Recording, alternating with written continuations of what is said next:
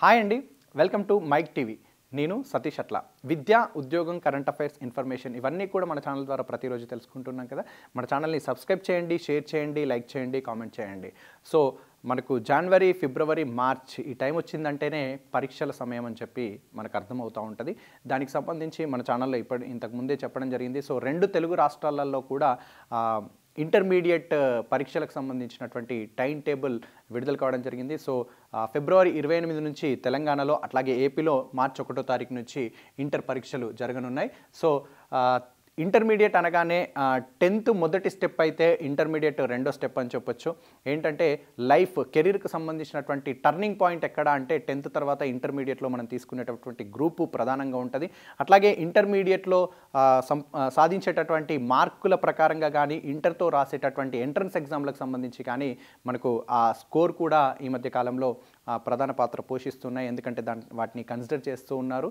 So ఆ subjects కానీ, ఆ స్కోరింగ్ కానీ చాలా ముఖ్యంగా చెప్పొచ్చు. సో దీనికి సంబంధించి చూసినట్లయితే ఇప్పుడు ఇంటర్మీడియట్కి సంబంధించి ఎక్కువ స్కోర్ సాధించాలంటే ఏం చేయాలి? బైపీసీ కానీ, ఎంపీసీ కానీ, ఈవెన్ సిఈసి వాళ్ళు కానీ, ఇట్లా దానికి సంబంధించి ఒక్కసారి చూద్దాం. ఇంటర్మీడియట్ సబ్జెక్టులు భవిష్యత్తులో ఉన్నత విద్య కోర్సులో చేరడానికి, అదేవిధంగా ఆయా కోర్సులో రాణించడానికి కూడా కీలకంగా నిలుస్తూ ఉంటాయి. కాబట్టి విద్యార్థులు తాము చదువుతున్న గ్రూప్ సబ్జెక్టులపై పూర్తి స్థాయి పట్టు సాధించాల్సి ఉంటుంది. సో గ్రూప్ సబ్జెక్టులపై పూర్తి స్థాయి పట్టు సాధించడానికి ఎట్లా ఉండాలి, ఏంటి, ఎలా ప్రిపేర్ అవ్వాలి ఏంటి అనేది ఇక్కడ నిపుణులు చెప్తున్నారు. తద్వారా ఇంటర్ వార్షిక పరీక్షల్లో బెస్ట్ స్కోర్ సొంతం చేసుకోవచ్చు అని చెప్పి వారు చెప్తున్నారు.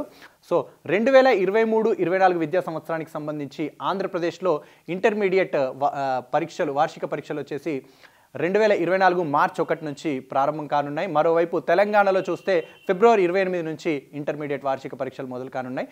దీంతో ప్రస్తుతం అందుబాటులో ఉన్న సమయం విద్యార్థులకు ఎంతో అమూల్యమైంది. సో ఈ సమయాన్ని సద్వినియోగం చేసుకుంటే మంచి మార్కులు సాధించవచ్చు అని చెప్పి, మంచి మార్కులు సాధించే అవకాశం ఉందని చెప్పి నిపుణులు చెప్తా ఉన్నారు. సో ఇంటర్ ఎంపీసీకి సంబంధించి చూస్తే ఇంటర్మీడియట్ ఎంపీసీ విద్యార్థులు ఇప్పటికే సిలబస్ పూర్తి చేసి ఉంటారు. దానికి సంబంధించి ప్రస్తుతం ఉన్న సమయంలో మ్యాథమెటిక్స్ షార్ట్ ఆన్సర్స్ క్వశ్చన్స్పై బాగా దృష్టి పెట్టాలి. అట్లాగే వీటిని క్వశ్చన్ అండ్ ఆన్సర్ మాదిరిగా కాకుండా డిస్క్రిప్టివ్ మాదిరిగా అప్రోచ్తో సాధించాలి. ద్వితీయ సంవత్సరం విద్యార్థులు షార్ట్ ఆన్సర్ క్వశ్చన్స్ ప్రాక్టీస్ చేసేటప్పుడు జేడబ్ల్ఈ, మెయిన్, ఎంసెట్ తదితర పోటీ పరీక్షలను దృష్టిలో పెట్టుకొని కూడా సాధన చేయాలి. ఇక ఆయా సిలబస్ అంశాలకు అనుగుణంగా ఆబ్జెక్టివ్ ప్రశ్నలు, సమాధానాల రూపంలో ప్రిపరేషన్ కొనసాగించాలి. జేడబ్ల్ఈ రాసే ద్వితీయ సంవత్సరం విద్యార్థులు ఇప్పటి నుంచి ఎక్కువ సమయాన్ని గ్రూప్ సబ్జెక్టుల ప్రిపరేషన్కు కేటాయించాలి. ఫిబ్రవరి మధ్య నుంచి పూర్తిగా ఇంటర్మీడియట్ ప్రిపరేషన్పై దృష్టి పెట్టాలి. అకాడమీ పుస్తకాల్లోని అన్ని ప్రాబ్లమ్స్ను సాల్వ్ చేస్తూ ప్రాక్టీస్ను ప్రాధాన్యత ఇస్తూ ఉండాలి. వీక్లీ, మంత్లీ టెస్టులు రాయడం దీనికి మేలు చేస్తుంది. అదేవిధంగా కనీసం 2 ప్రీఫైనల్ ఎగ్జామ్స్కు హాజరవ్వాలి. మ్యాథమెటిక్స్ సంబంధించి ద్వితీయ సంవత్సరం మ్యాథమెటిక్స్కు సంబంధించి ఒక్కసారి చూస్తే దానికి సంబంధించి ద్విపద సిద్ధాంతం సంబంధించి ప్రస్తారాలు, సంయోగాలు, సంభావ్యత వృత్తాలు, సమాకలనలు, అట్లాగే నిశ్చిత సమాకలనలు, అవకలన సమీకరణాలు, డిమూవర్ సిద్ధాంతం, వర్గ సమీకరణాలు, పరావలయం వంటి అంశాలను బాగా పునశ్చరణ చేయాల్సి ఉంటుంది. మొదటి సంవత్సరం విద్యార్థులైతే వెక్టార్ ఆల్జిబ్రా, అట్లాగే మాత్రికలు, సరళ రేఖలు, సరళరేఖ యుగ్మాలు, అవకలనాలు, అప్లికేషన్స్ అండ్ డెరివేషన్స్పై ఎక్కువ సమయం కేటాయించాల్సి ఉంటుంది. సో దానికి సంబంధించి సిలబస్ మీరు ఏవేవైతే టాపిక్స్ చెప్పానో మ్యాట్రిక్స్ కానీ, ఇతరత్ర వాటికి సంబంధించి ఆల్జిబ్రా, వెక్టర్ ఆల్జిబ్రా కానీ, ఇవన్నీ వీటికి సంబంధించి మీరు ప్రిపేర్ అవ్వాల్సి ఉంటుంది. ఇక ఫిజిక్స్కి సంబంధించి ఒక్కసారి చూస్తే ఫిజిక్స్కి సంబంధించి విద్యార్థులు జనవరిలో స్వల్ప, అతి స్వల్ప సమాధాన ప్రశ్నల సాధనకు ఎక్కువ కృషి చేయాల్సి ఉంటుంది. బిట్ ఆన్సర్స్ ఉంటాయి కదా, వాటికి సంబంధించి షార్ట్ ఆన్సర్స్ పైన, క్వశ్చన్ అండ్ ఆన్సర్స్ పైన దృష్టి పెట్టాలి. ఫిజిక్స్ ద్వితీయ సంవత్సరానికి సంబంధించినటువంటి వాళ్ళు చూస్తే మూవింగ్ ఛార్జెస్ అండ్ మ్యాగ్నెటిజం, అట్లాగే కరెంట్, ఎలక్ట్రిసిటీ, ఆప్టికల్ ఇన్స్ట్రుమెంట్స్, పరమాణువు వేవ్స్, సెమీ కండక్టర్ ఎలిమెంట్స్ వంటి అంశాల్లో మీరు పట్టు సాధించే విధంగా రివిజన్కు సమయం కేటాయించాల్సి ఉంటుంది. ఇక ప్రథమ సంవత్సరం విద్యార్థులు చూస్తే rotatory motion, universal gravitation law, escape velocity, simple harmonic motion, surface tension, thermodynamics వంటి అంశాలపైన ఎక్కువ సమయం కేటాయించాల్సి ఉంటుంది. ఇక ఫిజిక్స్లో లాంగ్ ఆన్సర్స్ క్వశ్చన్స్ని సాధన చేసేటప్పుడు అంచెల వారి పరిష్కార విధానాన్ని అనుసరించాల్సి ఉంటుంది. ఫలితంగా సదరు సమస్యకు సంబంధించి ప్రాథమిక భావనలపైన పట్టు సాధించేందుకు ఆస్కారం ఉంటుంది. అదేవిధంగా షార్ట్ ఆన్సర్స్ కూడా మీకు లాంగ్ ఆన్సర్స్లో కవర్ అయ్యే అవకాశం ఉంటుంది. ఇక కెమిస్ట్రీ విషయానికి వస్తే కెమిస్ట్రీకి సంబంధించి ముఖ్యాంశాలను నోట్ చేసుకుంటూ ఉండాలి. ప్రస్తుత సమయంలో దీర్ఘ సమాధాన ప్రశ్నలు, 4 మార్కుల ప్రశ్నలను ఎక్కువగా ప్రాక్టీస్ చేయాలి. వీటికి సంబంధించి గతంలో అడిగిన ప్రశ్నలను ప్రీవియస్ క్వశ్చన్ పేపర్స్ ఏవైతే ఉన్నాయో అవి కూడా ప్రాక్టీస్ చేయాలి. ఇంకా దీంతోపాటు మోడల్ టెస్ట్లకు హాజరవడం మీకు ఉపయోగకరంగా ఉంటుంది. విద్యార్థులు జనవరి చివరి నాటికి సబ్జెక్ట్ ప్రిపరేషన్ పూర్తి చేసుకొని ఫిబ్రవరి నెలలో అధిక సమయం రివిజన్కి కేటాయించాల్సి ఉంటుంది. దానికి సంబంధించి మీరు ప్లాన్ చేసుకోవాలి. ద్వితీయ సంవత్సరంలో విద్యుత్ రసాయన శాస్త్రం, పి బ్లాక్ మూలకాలు, డి ఎఫ్ బ్లాక్ మూలకాలు, లోహశాస్త్రం, సాలిడ్ స్టేట్ వంటి అంశాలకు ఎక్కువ సమయం కేటాయించాల్సి ఉంటుంది. ఆర్గానిక్ కెమిస్ట్రీలోని అన్ని ముఖ్యాంశాలతో పాటు నోట్స్ రాసుకోవడం మేలు. దీనికి ఇక ప్రథమ సంవత్సరం విద్యార్థులకు సంబంధించి ఒక్కసారి చూసినట్లయితే కర్బన రసాయన శాస్త్రం, ఆవర్తన పట్టిక, పరమాణు నిర్మాణం, రసాయన బంధం అంశాలకు సంబంధించినటువంటి అంశాలకి మీరు ఇంపార్టెన్స్ ఇవ్వాలి.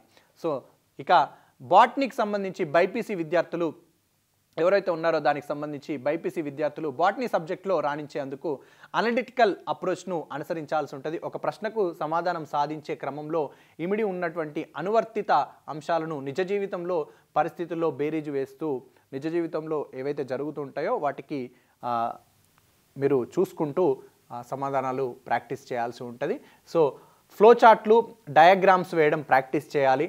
ఎక్కువగా science students even though physics కానీ కెమిస్ట్రీ కానీ బాటనీ, జువాలజీ సంబంధించినటువంటి స్టూడెంట్స్ ఎవరైతే ఉంటారో మేజర్గా మీకు వచ్చినటువంటి సమాధానాలలో ఒకవేళ దానికి సంబంధించినటువంటి డయాగ్రామ్ ఉన్నట్లయితే ఆ డయాగ్రామ్ కానీ అట్లాగే భాగాలు ఉంటాయి కదా వాటికి సంబంధించినటువంటి వాటిని కూడా ఫిలప్ చేస్తే మార్క్స్ ఈజీగా గెట్ ఇన్ అవ్వడానికి మీకు ఎక్కువగా అవకాశం ఉంటుంది. అట్లాగే ఏవైతే మీరు రాస్తూ ఉంటారో కొన్నిటికి ఎన్ని రకాలు అని చెప్పేసి టైప్స్ ఆఫ్ ఉంటూ ఉంటాయి కదా వాటికి సంబంధించినటువంటివి డయాగ్రామ్ రూపంలో కూడా మీరు ఇప్పుడు ఎగ్జాంపుల్ చూసినట్లయితే ప్రపంచంలో ఉన్నటువంటి దేశాల కింద ఉన్నటువంటి రాష్ట్రాల కింద ఉన్నటువంటి జిల్లాలలో ఉన్నటువంటి మున్సిపాలిటీలో ఉన్నటువంటి మండలాల కింద ఉన్నటువంటి గ్రామాలు అని చెప్పేసి ఇట్లా ఏదైతే చార్ట్ వేస్తాం కదా ఆ విధంగా ఎక్కువ ఇంపార్టెన్స్ ఇచ్చి మీరు ఆ విధంగా రాసినట్లయితే స్కోర్ ఎక్కువ చేయడానికి అవకాశం ఉంటుంది. మేజర్గా ఈ ఫిజిక్స్, కెమిస్ట్రీ, బాటనీ, జువాలజీకి సంబంధించినటువంటి డయాగ్రామ్స్లో. సో మొదటి సంవత్సరం విద్యార్థులు మొక్కల నిర్మాణాత్మక సంవిధానం, స్వరూప శాస్త్రం, జీవ ప్రపంచంలో వైవిధ్యం, కణ నిర్మాణం విధులు, మొక్కల అంతర్నిర్మాణ సంవిధానం, మొక్కల్లో ప్రత్యుత్పత్తి యూనిట్లపై ఎక్కువ దృష్టి పెట్టాల్సి ఉంటుంది. దీనికి సంబంధించి డయాగ్రామ్స్ వేయడం బాగా ప్రాక్టీస్ చేయాలి. Diversity in the living world, structural organisations in plants, morphology, reproduction in plants, plant systematics, cell structures and function, internal organisations of plants, plant ecology, plant physiology, microbiology దానికి సంబంధించి బ్యాక్టీరియా, వైరస్కి సంబంధించి, ఇక genetics, molecular biology, biotechnology, plants, microbes and human welfare topics పైన పట్టు సాధించేలా preparation చేసుకోవాల్సి ఉంటుంది. ద్వితీయ సంవత్సరం విద్యార్థులు మొక్కల శరీర ధర్మశాస్త్రం, బయోటెక్నాలజీ, మైక్రోబ్స్, అణుజీవశాస్త్రం యూనిట్లకు సంబంధించి ప్రాధాన్యం ఇవ్వాలి. ఇక జువాలజీ విషయానికి వస్తే జనవరి చివరి నాటికి జువాలజీ సిలబస్ పూర్తి చేసుకోవాలి. ఈ సబ్జెక్టులో ద్వితీయ సంవత్సరం విద్యార్థులు మానవ ప్రత్యుత్పత్తి వ్యవస్థ, ప్రత్యుత్పత్తి సంబంధిత ఆరోగ్యం, అంతఃస్రావక వ్యవస్థ, నాడీ నియంత్రణ సమన్వయం, అట్లాగే శరీర ద్రవాలు ప్రసరణ, విసర్జక పదార్థాలు, జన్యుశాస్త్రాలకు అధిక ప్రాధాన్యము ఇవ్వాల్సి ఉంటుంది. ప్రథమ సంవత్సరం విద్యార్థులకు సంబంధించి చూస్తే జంతుదేహ నిర్మాణం, గమనం, ప్రత్యుత్పత్తి, జీవావరణం, పర్యావరణం, బొద్దింకకు సంబంధించినటువంటి జీవ వ్యవస్థ వంటి అంశాలపై పూర్తి స్థాయిలో అవగాహన పెంచుకోవాలి. ఈ సబ్జెక్ట్లో కూడా గ్రాఫికల్ ప్రజెంటేషన్ మార్కుల సాధనలో కీలకంగా మారుతుంది. ఇంతకుముందు నేను చెప్పాను కదా ఆ విధంగా. సో కాబట్టి డయాగ్రామ్స్ ప్రాక్టీస్ చేయాలి. ఈ సబ్జెక్ట్లో 2 సంవత్సరాలకు సంబంధించి diversity of living world, structural organisation in animals, animal diversity, locomotion and reproduction in protozoa, biology and human welfare, study of periplaneta americana, ecology and environment, human anatomy and physiology, human reproduction, genetics, organic evolution, applied బయాలజీలపై ప్రత్యేక దృష్టి సాధించి చదువుకోవాల్సి ఉంటుంది.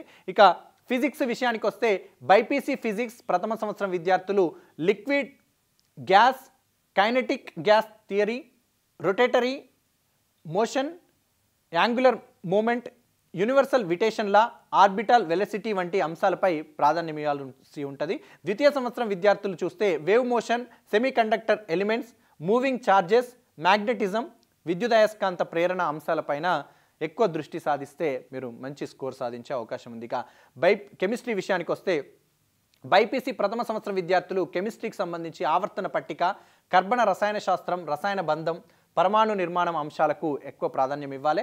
ఇక వీటిలోని సమస్యలను సాధన చేయాలి. Synopsis రూపొందించుకుంటే రివిజన్కు ఉపయుక్తంగా ఉంటుంది. ద్వితీయ సంవత్సరంలో P block elements, organic chemistry, విద్యుత్ రసాయన శాస్త్రం, కెమికల్ కైనెటిక్స్లోని దీర్ఘ సమాధాన ప్రశ్నలు, 4 మార్కుల ప్రశ్నల ప్రాక్టీస్కు ఎక్కువ ప్రాధాన్యం ఇవ్వాలి. ఇవి దీనికి సంబంధించినటువంటి ఇంటర్మీడియట్ ఎగ్జామ్స్ జనరల్ టిప్స్. ఒక్కసారి చూస్తే జనవరి చివరి వారానికి సిలబస్ పూర్తి చేసుకొని ఉండాలి. ఫిబ్రవరి నుంచి పూర్తిగా రివిజన్కి కేటాయించాలి.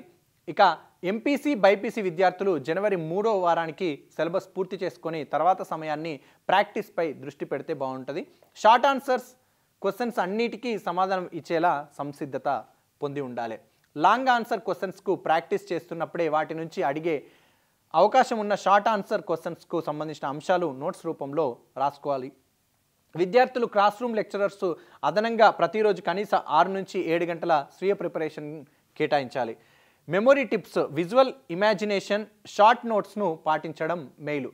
ఇది ఇంటర్మీడియట్కి సంబంధించినటువంటి టాప్ స్కోర్ సాధించాలి అంటే ఎట్లా అని చెప్పేసి ఇంటర్మీడియట్ బైపీసీ అట్లాగే ఎంపీసీకి సంబంధించినటువంటి విద్యార్థులు. సో ఇవి వీళ్ళకి ఏంటంటే ఎంసెట్ కానీ జేడబ్ల్యూ నీట్కి సంబంధించి కానీ భవిష్యత్తులో నెక్స్ట్ వాళ్ళు ఏదైతే కోర్సులు తీసుకోబోతున్నారో వాటికి ఈ స్కోర్ ఉపయోగపడే అవకాశం ఉంటుంది. So all the best to intermediate students both AP and Telangana.